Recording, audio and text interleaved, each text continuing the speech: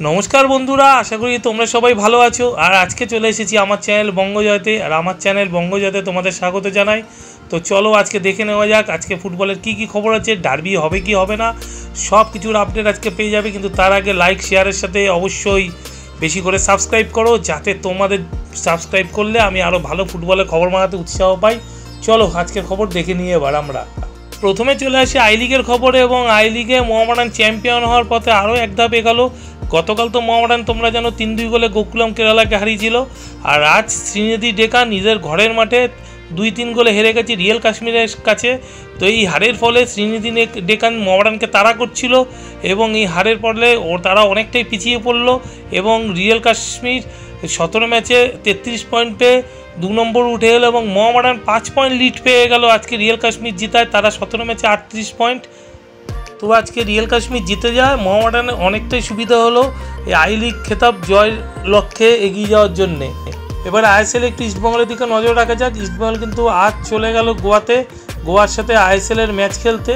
এবং এই ম্যাচে ইস্টবেঙ্গল কিন্তু সোহেল ক্রেসপোকে পাচ্ছে এবং যার ফলে ইস্টবেঙ্গল 6 বিদেশিকে নিয়ে এই ম্যাচ শুরু করার একটা সুযোগ পাচ্ছে। এবং সোহেল ক্রেসপো ইস্টবেঙ্গল দলের সাথে যোগ দেওয়াতে ইস্টবেঙ্গলের মিডফিল্ড লাইন নিঃসন্দেহে শক্তিশালী হলো বলে ধরা যায়। আর অপরদিকে আজকে আইএসএল ম্যাচে নর্থ ইস্ট ইউনাইটেড 2-2 গোলে ড্র করেছে হায়দ্রাবাদের সাথে। এই জয়ের ফলে কিন্তু ইস্টবেঙ্গলের সুবিধা হলো। গোয়াকে ইস্টবেঙ্গল যদি হারাতে পারে তাহলে সরাসরি ইস্টবেঙ্গল সুপার 6-এ কিন্তু ঢুকে যেতে পারবে। তো দেখা যাক ইস্টবেঙ্গল নেক্সট ম্যাচে গোয়াকে হারাতে পারে কি না। এবার আসে যাক কলকাতা ডার্বির খবর। যে ডার্বি অনিশ্চিত হয়ে পড়েছিল ব্রিগেডের জন্যে, তো সেই ডার্বি কিন্তু হবে এবং প্রথমবারের জন্যে রাত্রি 9টায় হতে চলেছে কলকাতা ডার্বি। আগামী 10ই মার্চ রবিবারই খেলা হবে, কিন্তু সেটি 7:30টার বদলে রাত 9টায় পুলিশ পারমিশন পাওয়া গেছে। এবং এই প্রথমবার এত রাতে কলকাতা ডার্বি হতে চলেছে কলকাতার বুকে।